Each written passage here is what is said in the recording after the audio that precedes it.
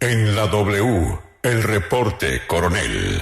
A las 7:33, bueno, el reporte tiene Álvaro Uribe, el reporte tiene Procuraduría, el reporte tiene Ecopetrol, pero el reporte nos hace volver al empresario español que fue invitado de Daniel. Y me gustaría conocer la opinión de Daniel antes del reporte. ¿Cómo conecta todo en lo que tiene que ver con esa sociedad que reveló hoy el exgerente de campaña? ¿Usted ya ha identificado esa compañía de quién es? Julio, es parte del reporte que estoy trabajando para el próximo lunes, pero bueno. evidentemente... No se lo daño. Exactamente, pero pues sí hay unos nombres identificados, los señores Diego Felipe Hernández Sanabria, Adriana Chavarro Álvarez, Andrés David Galindo Larte, Andrés Guillermo Covilla Martínez. Son unos nombres que tienen que ver con la propiedad de esta compañía, que ha tenido un manejo especial de una donación que fue polémica de la Federación Colombiana de Educadores. Esa donación por 500 millones de pesos fue la que financió la operación de testigos electorales, entró a través de un partido político, La Colombia Humana, no fue una donación a la campaña formalmente, pero hay una controversia interesante en materia jurídica. Si el control de los testigos electorales es un gasto de campaña o no es un gasto de campaña, ya que se efectúa después del cierre formal de las campañas.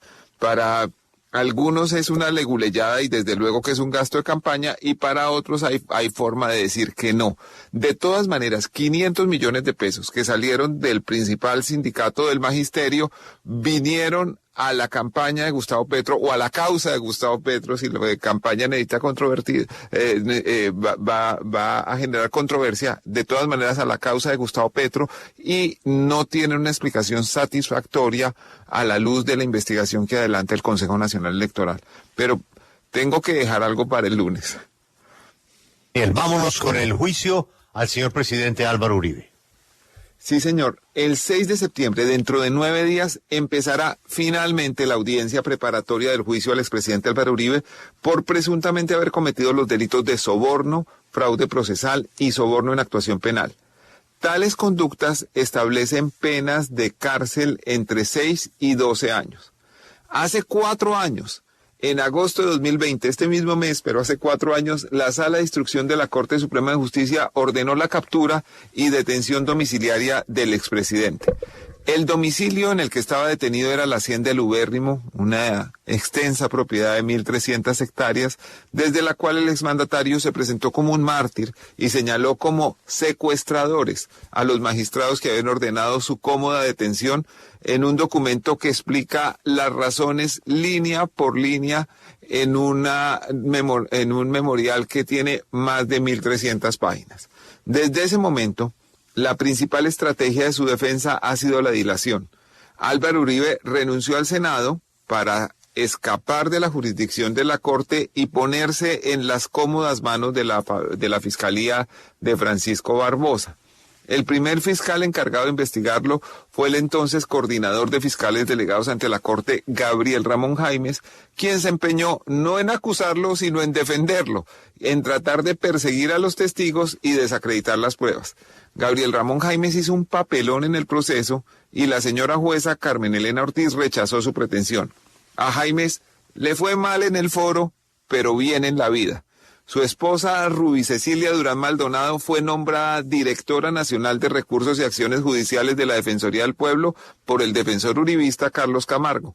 Ella hoy sigue en el cargo, a pesar de que su nominador ya se fue para la Universidad Sergio Arboleda. Otro fiscal risible, Javier Fernando Cárdenas, se tomó otros meses para volver a pedir la preclusión. Cuando la jueza Laura Barrera la volvió a negar, el caso retornó a la fiscalía y estuvo meses dormidos en el escritorio de otro fiscal, Andrés Palencia, quien renunció argumentando razones personales en vísperas de la fecha que tenía para pronunciarse. Luego le dieron el caso al fiscal Víctor Salcedo. Ustedes recordarán, aquí lo pusimos en evidencia en el reporte, porque se había pronunciado públicamente sobre el proceso antes y tuvo que renunciar por ese impedimento. En fin, Las dilaciones de la Fiscalía de Barbosa han estado acompañadas de recursos para demorar y demorar por parte de la defensa. En el Tribunal Superior de Bogotá, en la Corte Suprema de Justicia, en la Corte Constitucional, en todas las instancias ha perdido. Bueno, perdido relativamente. La verdad es que la estrategia ha permitido que el caso se acerque a la prescripción de la acción penal. Hoy parece casi imposible que en octubre del año entrante haya una sentencia de segunda instancia. Si no la hay, el caso morirá y el expresidente Álvaro Uribe quedará amparado por la prescripción. A esta hora saludamos al abogado Miguel Ángel del Río, representante de víctimas en el proceso. Doctor del Río, buenos días. Daniel, muy buenos días para usted y para todos sus oyentes, para Julio y la mesa de trabajo también. ¿Qué va a pasar dentro de 9 días cuando empiece la audiencia preparatoria del juicio al expresidente Uribe? Bueno, Daniel, usted ha hecho un muy buen contexto que tiene una gran conclusión, por lo menos para esta representación de víctimas y seguro para los demás. Y es que evidentemente lo que está buscando Álvaro Uribe Vélez es que prescriba el proceso.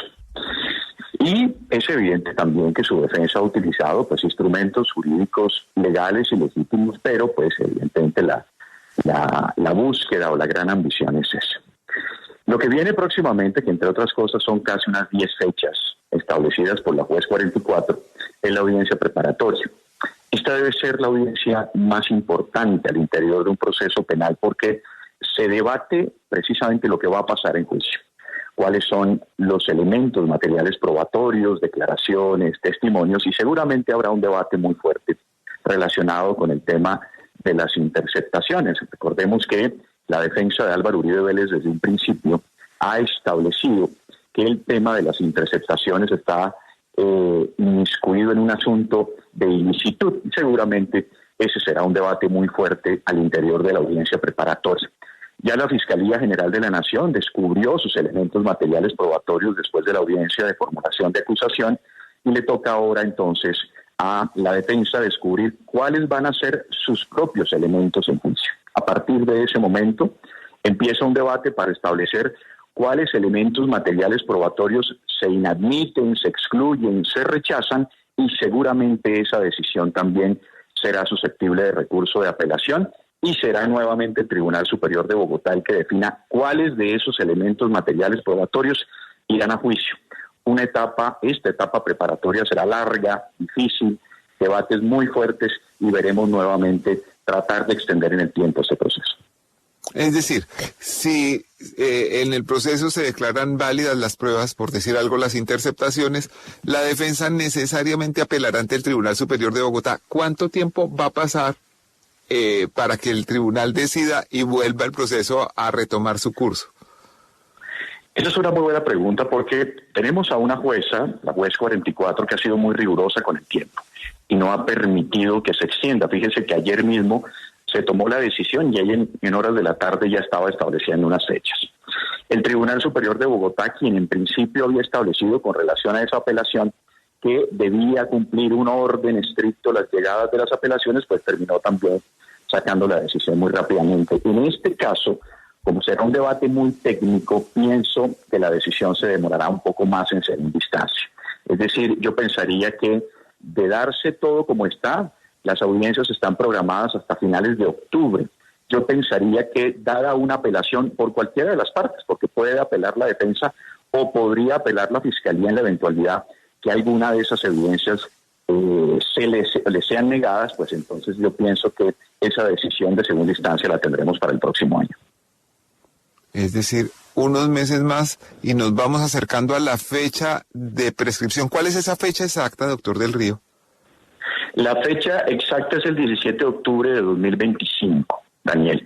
Yo pienso que regresando esa decisión de segunda instancia debemos estar empezando juicio el otro año y estaríamos evidentemente ante un riesgo muy peligroso y muy materializable desde el punto de vista procesal de que eso se pueda dar. Doctor del Río, de manera realista, ¿existe algún camino jurídico para evitar que todos estos años, todas las pruebas que existen, terminen sin ningún resultado en octubre del año entrante? Pues nosotros esperamos que eso no pase, Daniel, fundamentalmente, repito, por dos consideraciones. La juez ha advertido que ese proceso no va a prescribir en su despacho.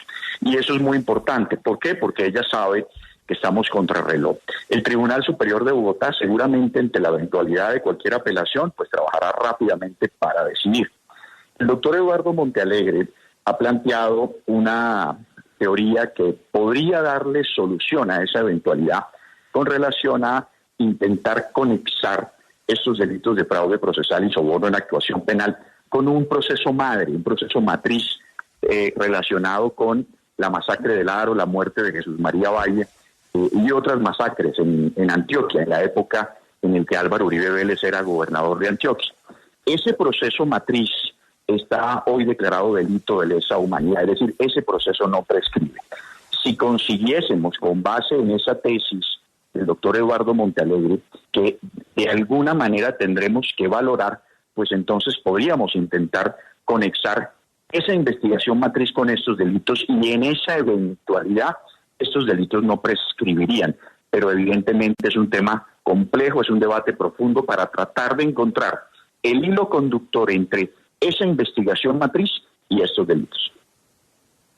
Pues mil gracias al abogado Miguel Ángel del Río, representante de víctimas en el proceso al expresidente Álvaro Uribe, cuyo final empezamos a ver y a advertir. Hay un primer bonus track. Ayer a las 4 de la tarde se cerró la inscripción de aspirantes a ser nominados por el presidente de la República como integrante de la terna para Procurador General de la Nación. Una fuente del alto gobierno le confirmó al reporte que 30 personas se inscribieron. Esa misma fuente asegura que el nombre más conocido entre los inscritos es el del ex vicefiscal y ex fiscal general encargado Jorge Perdomo. Recuerden que el Senado elige procurador entre un candidato al Consejo de Estado, uno de la Corte Suprema de Justicia y uno del presidente. En el Consejo de Estado se abre paso el exministro Luis Felipe Henao, cercano a Germán Vargas Lleras. Y en la Corte Suprema, el ex senador y representante a la Cámara, Germán Barón Cotrino, también de la cuerda de Vargas Lleras. Segundo bonus track, la renuncia de Juan José Chavarría y Luis Alberto Zuleta, dos miembros independientes de la Junta Directiva de Ecopetrol, hizo evidente lo que se sentía ya desde el año pasado. El gobierno tomó el control de Ecopetrol y en las decisiones prevalecen las razones ideológicas sobre las financieras. Echavarría y Zuleta se van porque Ecopetrol rechazó efectuar un negocio que lucía espléndido desde el punto de vista financiero. La compra del 49% de la compañía Crown Rock garantizaba, según los expertos, alrededor de $1.000 millones al año de ingresos adicionales para la empresa colombiana. Pero el negocio era a través de la explotación de un yacimiento petrolífero en Texas, Estados Unidos, a través de fracking. El presidente de Ecopetrol, Ricardo Roa, dice que el endeudamiento que necesitaría Ecopetrol para efectuar la compra afectaría la calificación crediticia de la compañía. Todos los cálculos financieros muestran que esa operación pagaría la deuda y dejaría grandes utilidades para Colombia. Lo que pasa en realidad es otra cosa. El gobierno considera inconsistente oponerse al fracking y al mismo tiempo extender la propiedad de Ecopetrol en una compañía que deriva sus ingresos de la controvertida técnica del fracking. Consecuente, sí. Mal negocio, también. Este fue el reporte coronel de hoy. Muchas gracias.